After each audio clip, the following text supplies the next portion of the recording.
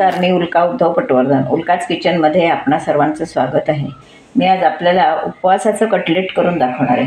तर त्याच्यासाठी मी साहित्य घेतलेलं दाखवते. थोडंच घेतलं आहे, पण तुम्हाला प्रकार दाखवते करून. त्याच्यासाठी हा मी सुरण उकडून घेतला आहे, हे 2 बटाटे घेतले आहेत आणि हे रताळं घेतलं आहे.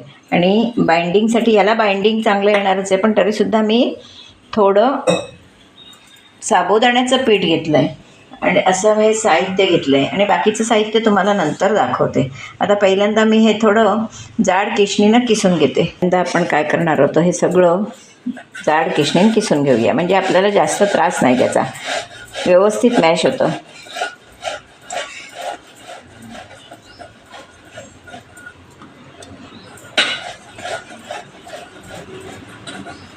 पण सगळं किसून घेतलं आहे.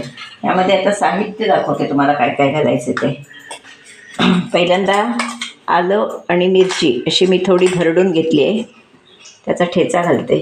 हा ठेचा आपण आपल्या आवडीनुसार घालायचा, कोणाला कसं तिखट हवं असेल त्या मानानं तो घालायचा. त्यानंतर हे मी अखंड जिरं घालणार आहे. जिऱ्याचा स्वाद अत्यंत छान लागतो.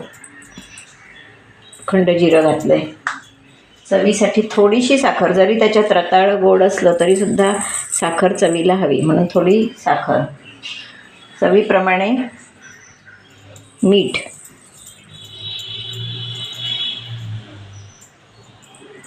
आणि चटपटीत असं लागण्यासाठी थोडा लिंबूचा रस. एवढं आपलं याचं साहित्य. आता प्रथम काय करणार आहे, हे मी सगळं हातानं व्यवस्थित मॅश करून घेणार आहे, मिक्स करून घेणार आहे. आणि मग वाटलंच तर थोडंसं पीठ आपण वरून त्याला लावणार आहोत. थोडं पीठ घालणार आहे.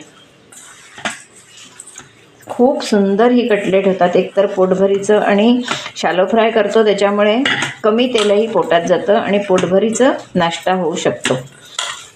त्याच्यात मी थोडंसं पीठ घालते आहे. घालंय पीठ तरीसुद्धा मी थोडं पीठ घालते, म्हणजे छान आपली कटलेट अशी सुंदर होतील.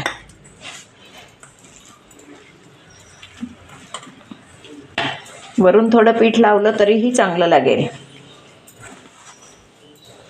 म्हणजे हे केल्यावर वरून पीठ लावायची जरूरत नाही आहे. असं आपला तर हा गोळा तयार झाला आहे. आता आपण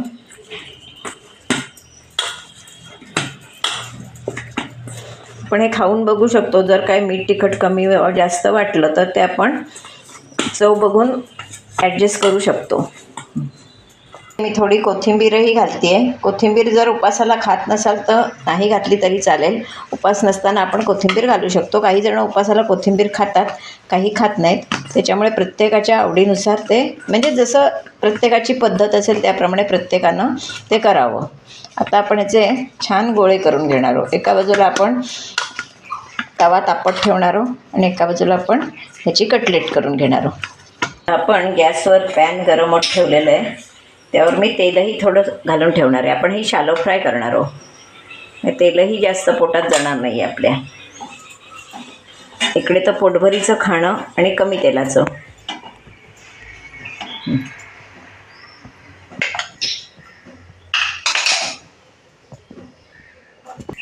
एक एक कटलेट अशी करून घेऊया आणि शॅलो फ्राय करून घेऊया.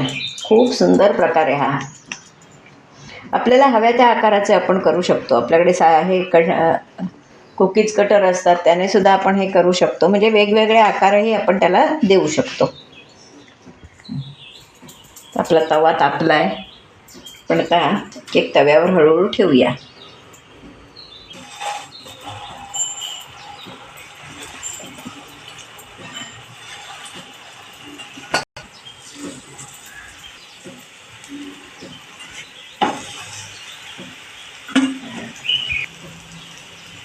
सगळी कटलेट लावून घेतली आहेत.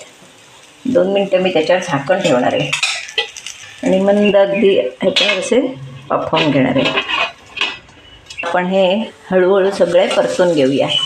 किती त्याला सुंदर कलर आला आहे बघा. म्हणजे त्याच्यात फार काही शिजण्यासारखं असं नाहीच आहे.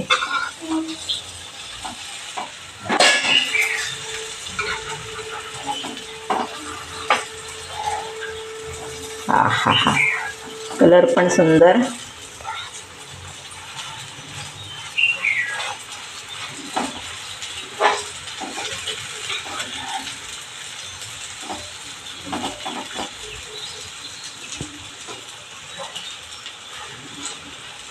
छानपैकी कटलेट खाण्यासाठी तयार आहेत. आता आपण ते एका डिशमध्ये सर्व करूया. कटलेट खाण्यासाठी तयार आहेत. आता ह्याच्याबरोबर मी जी मिरची वाटली होती, कटलेटसाठी मिरची आणि आलं वाटलं होतं, त्यामध्येच थोडं दही घातलं आणि चटणी केली. ह्याला तिखटी म्हणतात. खूप छान लागते हे. ह्याच्याबरोबर हे खायचं. असा हा आपला सुंदर कटलेटचा व्हिडिओ तयार झालेला आहे. तर हा व्हिडिओ मी कसा केला, हा माझा व्हिडिओ तुम्ही पूर्णपणे बघा. आणि माझा व्हिडिओ जर तुम्हाला आवडला तर लाईक करा, शेअर करा, सबस्क्राईब करा, बेल आयकॉन बटन दाबायला विसरू नका. धन्यवाद.